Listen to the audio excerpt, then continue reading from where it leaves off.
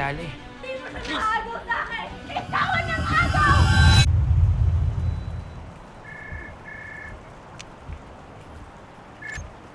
Hello?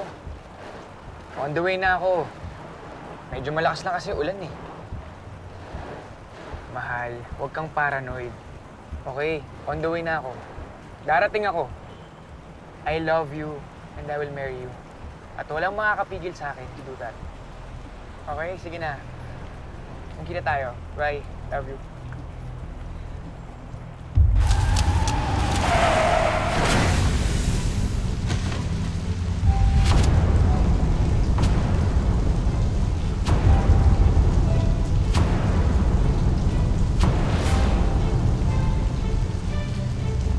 Kamusta na po siya? He is in critical condition. Our findings show that Mr. Mendoza has inflammation of the brain impacted by the whiplash. Sa lakas ng pagkabagot ng ulo niya, si Windshield, he's in coma. Ano pong mangyayari sa kanya? I'm sorry, pero we don't know if he will be conscious again soon. Salamat.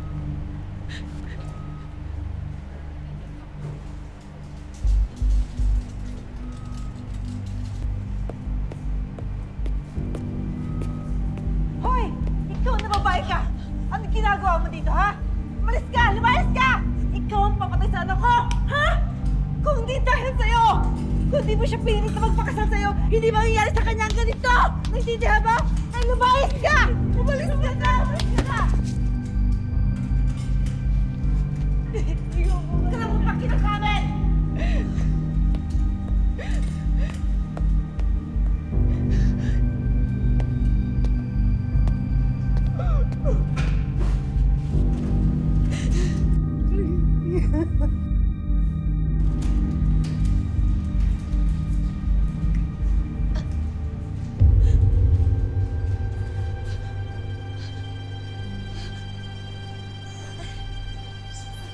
Miss, bakit lang ba, miss? Ayoko. Nurse! Ayoko. Mama, ano pa nangyari sa inyo? Ayoko.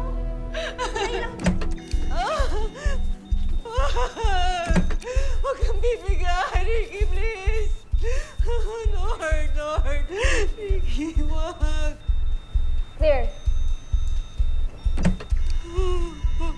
Ricky! Oh, Diyos ko. Ricky!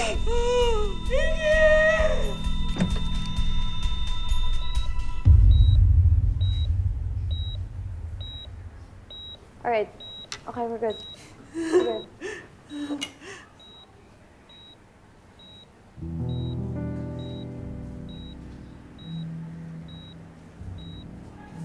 Ma'am, we're good. Okay, check your vital signs. Well, he's okay now. Ma'am, your son survived the attack. Kaya lang, kung sakaling magkaroon siya ng pangalawang atake, I'm not sure if he can survive it. So I really hope that this is his last attack. Kaya ng anak ko yan, Dok. Alam ko, malalagpasan niyang lahat ng ito. Imagine, Doc, it's been 6 months. Pero lumalaban ng anak ko. Hindi siya sumusuko. Kasi gusto pa niya mabuhay. Sa inyo siya kumukuha ng lakas, ma'am. Dok, sa kanya siya kumukuha ng lakas. At alam ko, hindi niya pababayaan ang anak ko. Kung hindi lang dahil na sa babaeng yun, hindi sana mangyayari ito sa anak ko.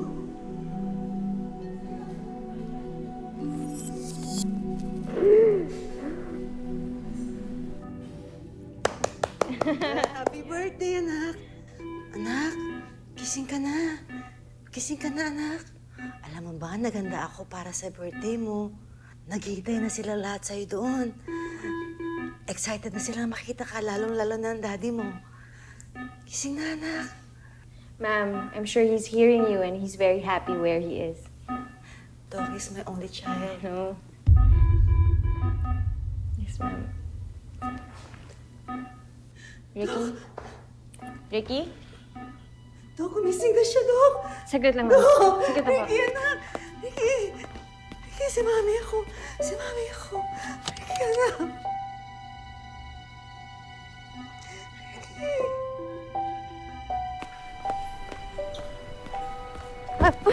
Oh my gosh, I'm so sorry. I'm so sorry. Dok, baka kilala niyo po itong pasyenteng hinahanap ko. Si Ricky Mendoza. Yeah, kamag-anak ka ba niya? Eh, hindi. Ako po ang fiancé niya. Okay. Actually, nilipat na kasi siya ng ospital. Ng isang araw lang. Ba? At saan pong ospital siya nililipat? Well, kung gusto mo, sumama ka sa akin, tapos ibibigay ko sa'yo yung complete address. Talaga po. Ay, maraming salamat, Dok. Sige, sumama ka muna sa akin.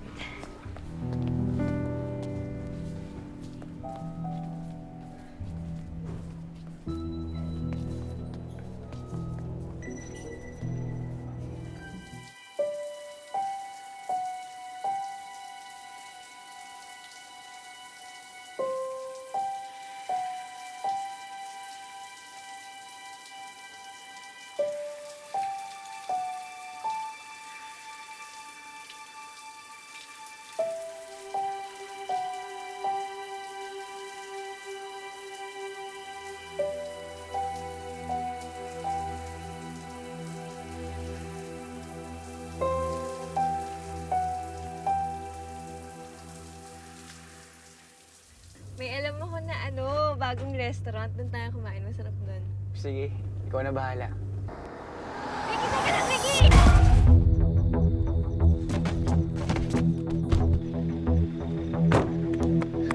Ricky!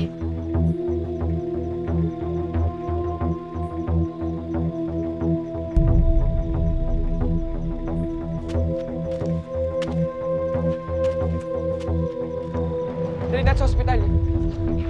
Tulungan mo ako.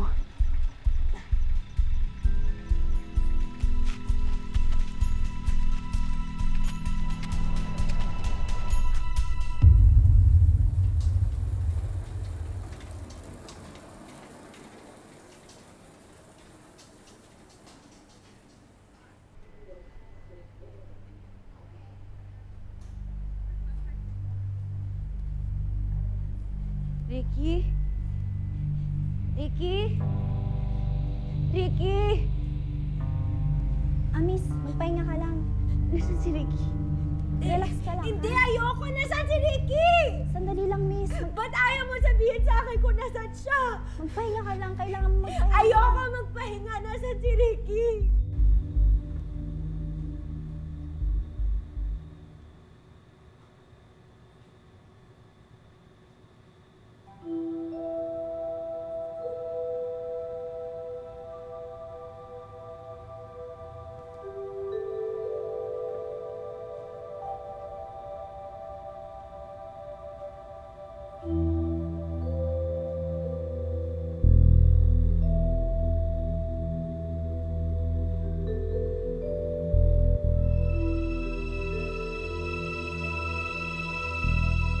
Tara, sandali lang ha. Kukunin ko muna yung release papers mo sa nurse station. Babalikin ko. Sige, ate, salamat.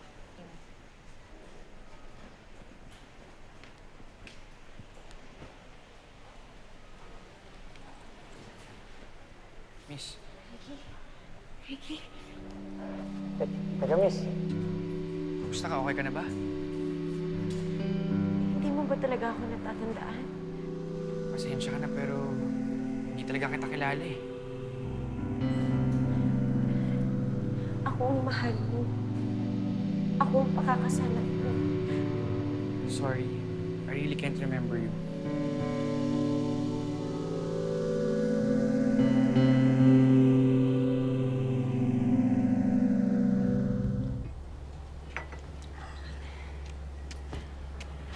Hi. Sorry, late ako. First day ko ngayon sa trabaho eh. Congratulations sa bago mong trabaho. Salamat.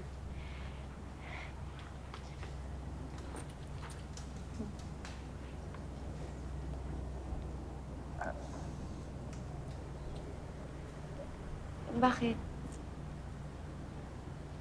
Wala. Baka gusto mo ng coffee? Gusto mo ng coffee? Ito. Mamaya na, mamaya na. Hindi ka ba masaya na magkasama tayo? Alam mo naman may asawa ako. Dati, ikaw ang naglalambing sa akin.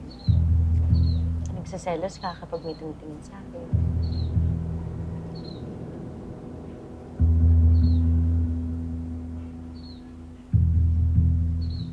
Please.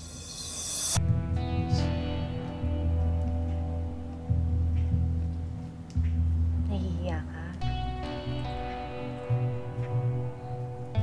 Mika.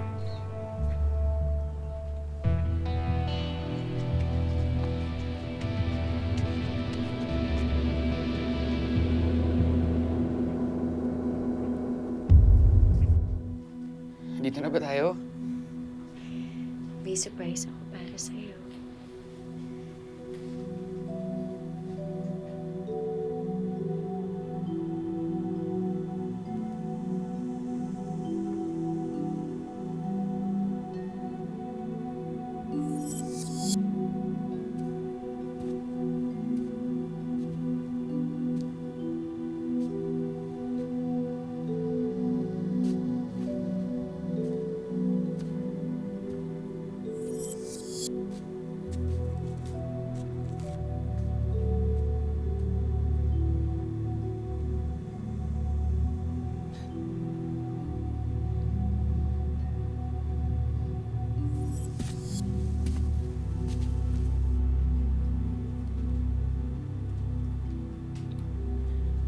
Wala ka na mali nung tinakbo ko sa ospital.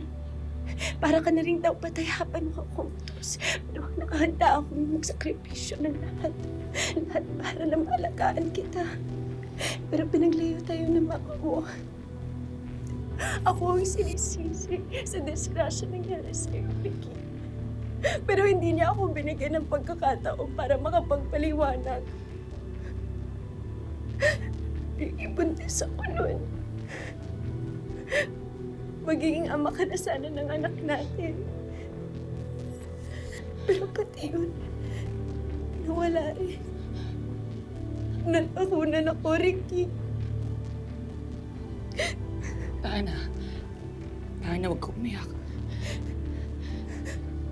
Kalimutan mo na yung nakaraan. Ang importante, magkakilala tayo ngayon. Mahal mo ba ako? Mahal mo ba ako, Ricky? Sabihin mo sa akin, mahal mo ba ako? Kinalimutan mo ako! Kaya ka nagpakasal sa iba! Wala akong kasalanan. Wala akong maalala. Wala akong maalala. Hindi gusto mangyari to. Hindi ko maalala. Tama na, tama na! Hindi ko gusto. Hindi ko gusto mangyari to.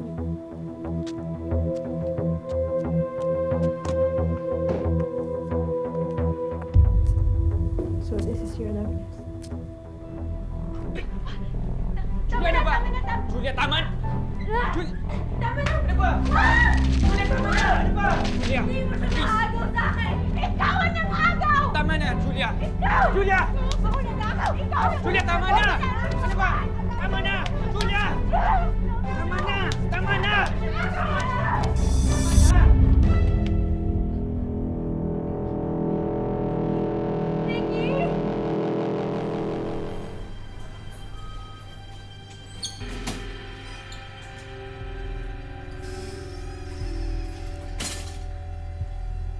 Ricky, anak. Ba? Ano nangyari kay Julia? Ang apo ko, kamusta sila? Hinihintay ko po yung doktor. Ikaw na naman? Alam mo ba, ikaw babae ka? Ikaw ang tinik sa buhay namin mag-ina! Tama na, ma. Pag may nangyari kay Julia at sa apo ko, ikaw ang mananagot! Ikaw ang may kasalanan nitong lahat! Kung hindi mo kami pinaglayo ni Ricky noon, edi sana masaya kami nagsasama ngayon. Ikaw ang may kasalanan! Walang iya ka!